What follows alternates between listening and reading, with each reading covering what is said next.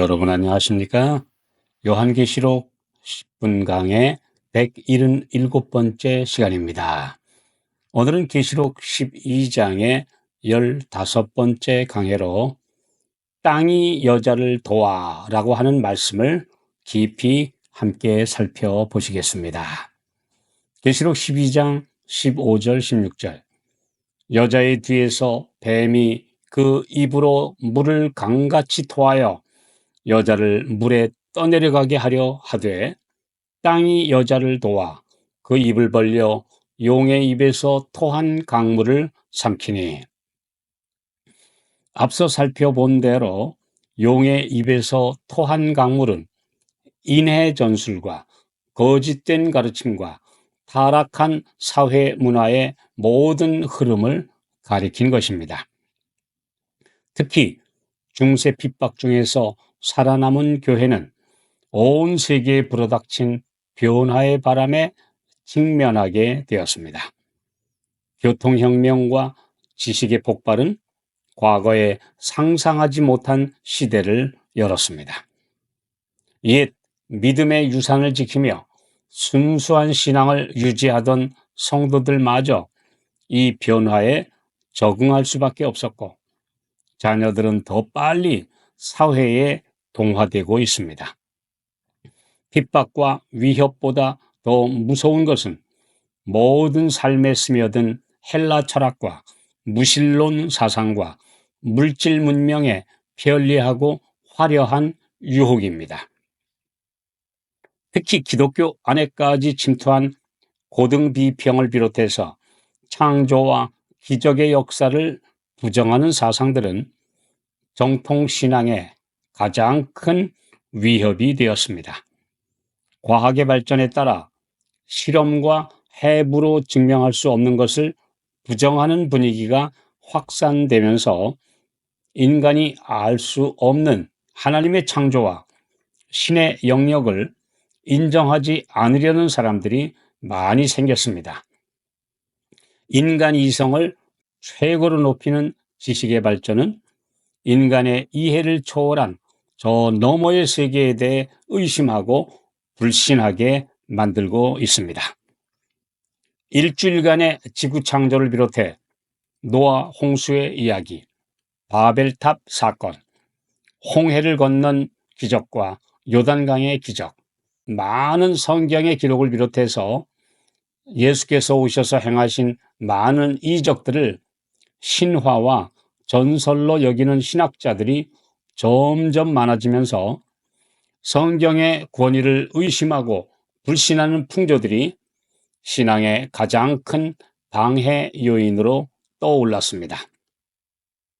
유한한 3차원 세계에 속한 인간의 한계를 인정하지 않고 스스로 다 검증하고 확인하겠다는 과학자들의 야망 때문에 불신 사상이 널리 퍼지게 된 것입니다.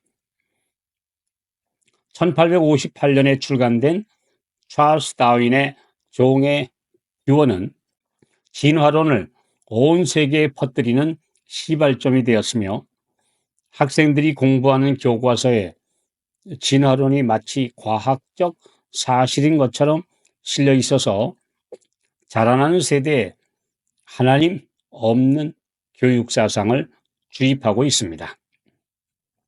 이 외에도 불가지론, 즉 알 수 없으므로 믿지 못한다라는 이런 사상과 모든 것을 의심하는 회의주의가 사람들을 순수한 믿음에서 떠나게 하는 시대입니다. 현대 과학 문명의 눈부신 발전과 황금 맞는 사상이 세상에 매력 있는 것들을 소유하고 누리려는 야망으로 사람들을 정신없이 바쁘게 만들고 있습니다. 어린이들과 청소년들을 오락과 쾌락에 빠지게 하는 온갖 게임과 향락 산업들이 젊은 세대의 정신과 영혼까지 병들게 하고 제정신을 잃게 하고 있습니다. 이렇게 홍수같이 몰려온 용의 입에서 나온 사상과 이론들에 많은 사람들이 방향 감각을 잃고 떠내려가고 있습니다.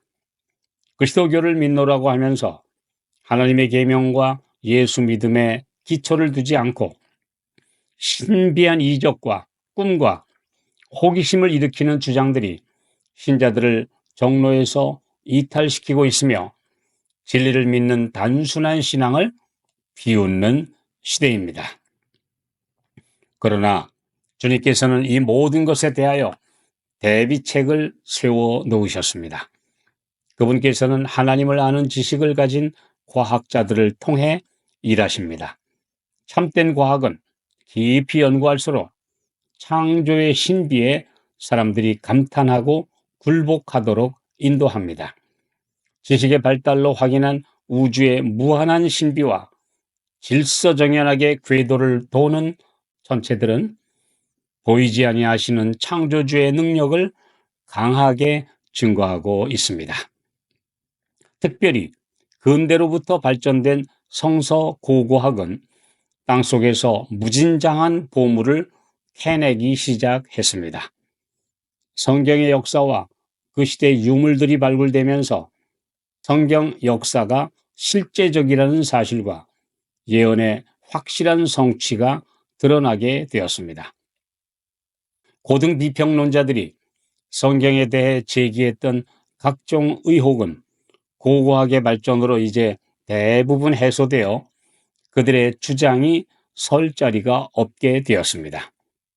특히 1799년에 발견된 로제타 석은 고대 언어를 해독하여 성경 역사를 확인하는 열쇠가 되었고, 중동 지방 대부분 지역에서 점토판들과 기념비들이 쏟아져 나오면서 그 시대 문화와 역사가 성경의 기록과 일치한다는 사실을 확인시켰습니다.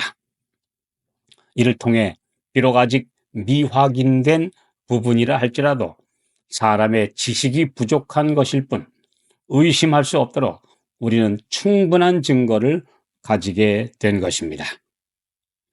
또 땅이 여자를 도와라는 예언의 놀라운 성취에는 유럽 대륙에서 핍박을 받던 신실한 성도들에게 아메리카 신대륙이 발견되어 신앙의 자유를 찾아 유럽을 탈출하도록 한 역사적 사실입니다.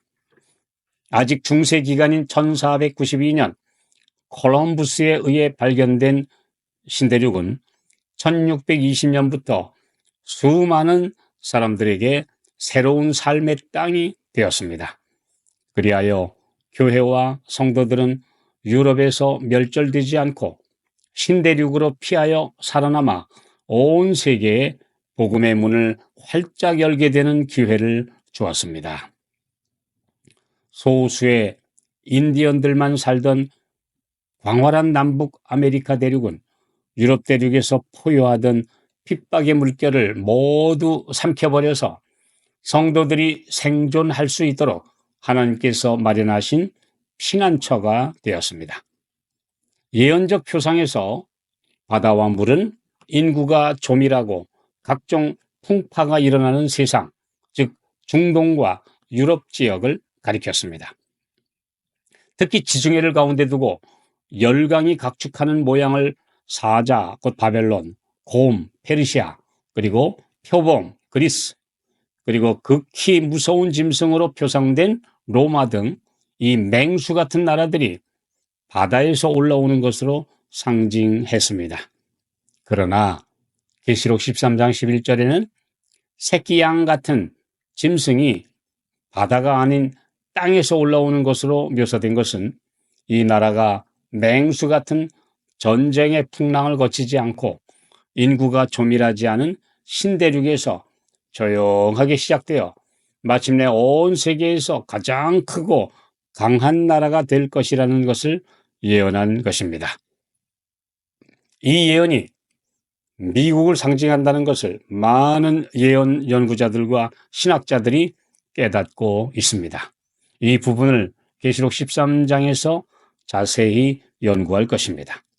성도들이 계시록의 예언을 깊이 연구하면 할수록 성경의 확실한 진리에 더 확신을 갖게 될 것입니다. 성서고고학과 과학의 발견들, 그리고 신대륙은 새 시대를 열게 해준 하늘의 섭리들입니다. 악이 인터넷을 통해 퍼지는 한편으로 진리도 신속하게 전파되고 있습니다.